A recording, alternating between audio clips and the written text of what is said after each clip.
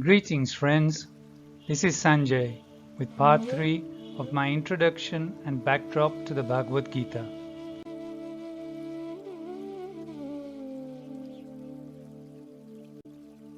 In part 2, see the links in the description to earlier videos. The stage of the Kurukshetra was set. Now, let us go to the cast of the characters individually. We start at King Shantanu, from where the story begins in earnest.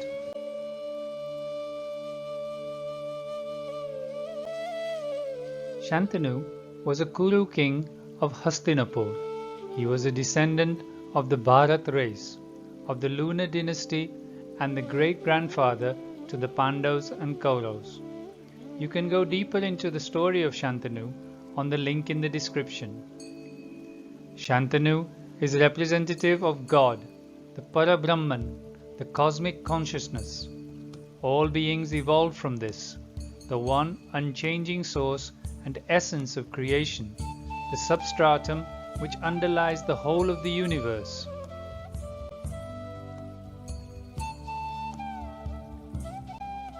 Shantanu represents the father of all creation, the cosmic consciousness. The many manifestations we perceive in our universe devolved from the one unity.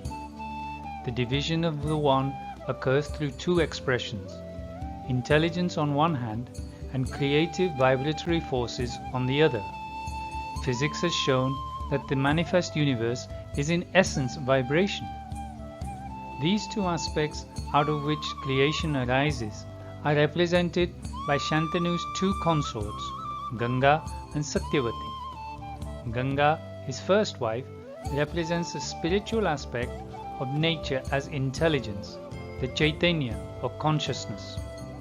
Satyavati, the second wife, represents primordial nature. She is matter. She is the force that manifests into the universe with all of its sensory, thinking and active beings. The Mahabharata symbolizes the creation of the universe, which includes man. All of this is matter arising from the Supreme Consciousness. In chapter 7, Krishna elaborates on this evolution from the One. In verses 4, 5 and 6, he talks about his lower energy, Prakriti, and his higher nature, Purush, and that everything has evolved out of him. The discourse in the Gita sets out the process by which one could reverse this separation from the one unity, and sets out how mankind can return from the limited and mortal to the infinite and immortal spirit. In other words, it details the steps by which man can reascend from his limited consciousness as a mortal being back to the immortal consciousness of his true self, merging with the infinite spirit from whence he came. Sankhya philosophy, which is one of the oldest orthodox systems of Indian philosophy, postulates that Purush and Prakriti are two principles which lead to human existence. Purush is spirit or consciousness, and Prakriti is nature or matter. The world arises from the union of these two aspects.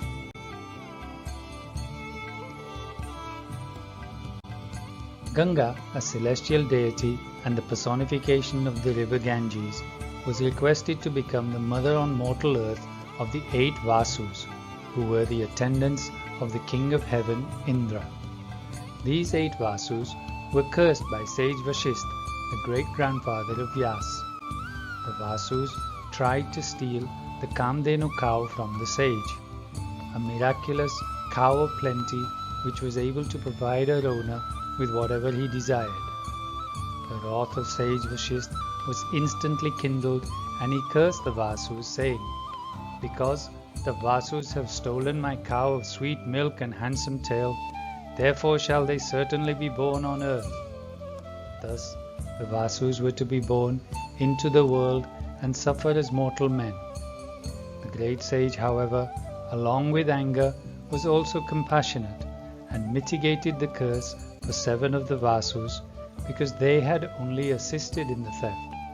The wise one declared that the mother of these 7 would kill them upon birth so that the misery of mortal existence would be very short-lived.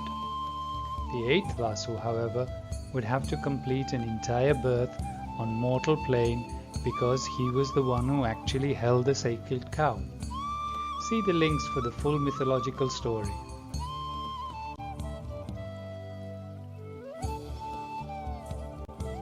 Myths usually arise from some actual occurrences which, over time, develop into tales of superhumanness. Initially, when the Aryans migrated to India, or rather to the civilization of the Indus Valley, each Vasu was the leader of a clan of Aryans. There were struggles for supremacy, and ultimately Indra championed. His dominance was accepted, and in folklore he took the position of chief god.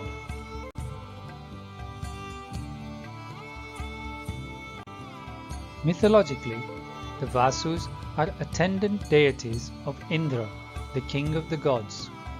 These Ashtavasus, literally 8 Vasus, are elemental gods representing different aspects of nature. These are 5 core elements or Panchabhuta, which are the basis of all creation, namely earth, water, fire, air, and sky or ether, and 3 natural phenomena in the heavens, the moon, the pole star, and the sun, equating to mind, buddhi or intellect, and ahankara or ego in the individual. These are personified as the 8 children of Shantanu and Ganga, 7 of which are not apparent to man, and the 8th, the ego or ahankar, which is.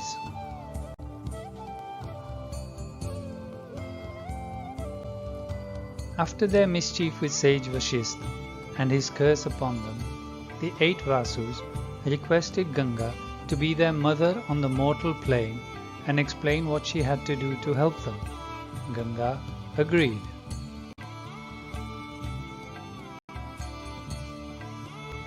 On a symbolic and spiritual note, Ganga is a symbol of the flow of life.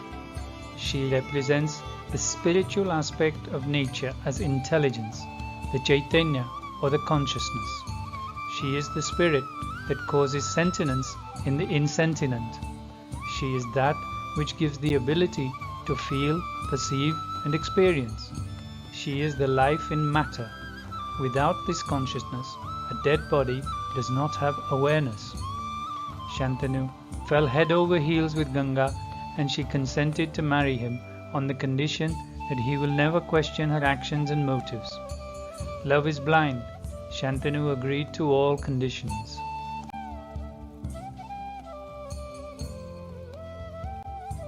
Shantanu and Ganga were married, and with the union, children followed. However, Shantanu watched Ganga drown their children one by one. Because the marriage was predicated on the assurance that Ganga's actions would not be questioned, Shantanu watched and held his tongue. But after the loss of the 7th child, he could not bear the apparent cruelty any further. He stopped and questioned Ganga as to why she was killing the children. Accordingly, Ganga spared the 8th son, explained her reasons, but left, taking the surviving child, named Devrat, with her.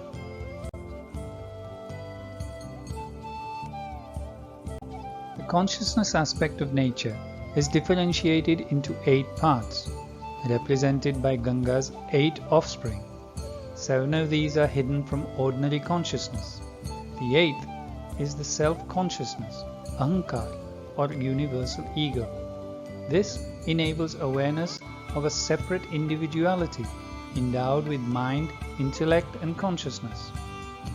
Ganga and Shantanu's 8th offspring grew up well, multi-skilled, from scriptures to warfare and weaponry, taught by sages like Paramhans, a towering personality in Hindu legend. Originally named Devrat, the 8th child came to be known as Bhishma.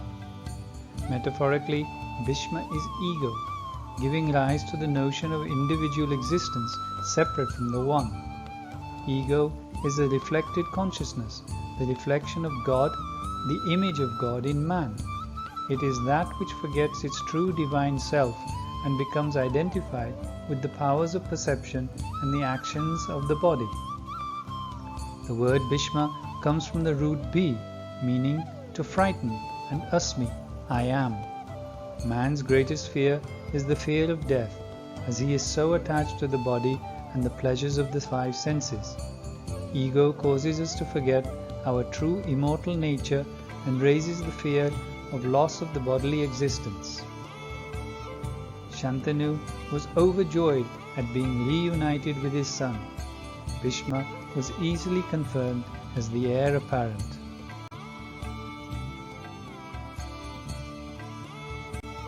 Shantanu's second wife was Satyavati, the daughter of an Apsara or celestial nymph. She was cursed to smell like a fish, but was later reprieved by the wandering sage Parashara, who turned her odor into a fragrance. Allegorically, as Ganga is the spiritual aspect of nature as intelligence, Satyavati represents primordial nature as matter. She is the force that manifests into the universe with all its sensory thinking and active beings. King Shantanu, captivated by Satyavati's fragrance and beauty, fell in love with her. However, Satyavati's father would only allow his daughter to marry Shantanu if her children became successors to Hastinapur's throne, thus denying the birthright of Shantanu's eldest son and crown prince Bhishma. Bhishma, for the sake of his father's desires, renounced his entitlement to be king and further vowed to remain celibate so that no dispute would arise for the throne. This, in itself, was the seed from which the mighty battle of Mahabharata culminated. Having met the set conditions, Shantanu and Satyavati became one.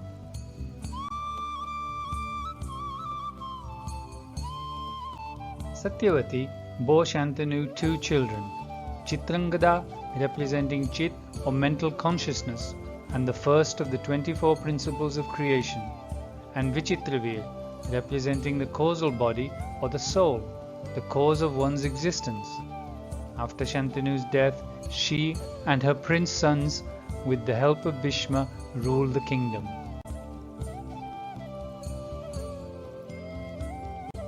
With Bhishma having relinquished his rights, Chitrāngada ascended the throne of Hastinapur. Symbolically, he represents Chit, the power of feeling, the basic mental consciousness. Inherent therein are the aspects of creation, namely ego, intelligence and mind. Chit, the intuitive feeling, differentiates into its constituent parts, which is depicted in the story as Chitrāngada being killed in battle at an early age.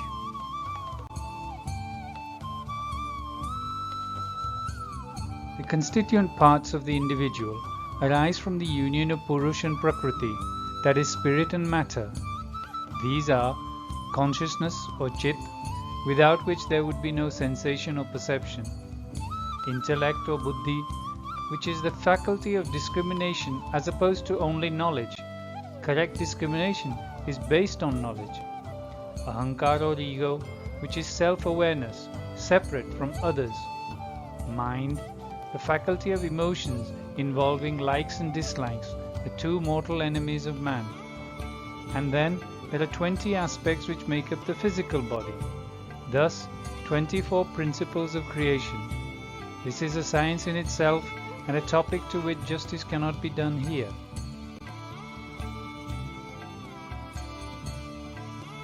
With the demise of his elder brother, Vichitravirya, the second son of Shantanu and Satyavati, ascended to the throne. Although still a child, he had the great Bhishma as his regent to guide him. Vichitravirya represents the causal body of man, the individual soul, the seed of our physical existence.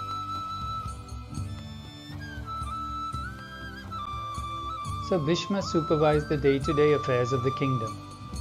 With the untimely death of Chitrāngada, Vichitravirya was placed on the throne, and all seemed well with Bhishma guiding the ruling of the kingdom.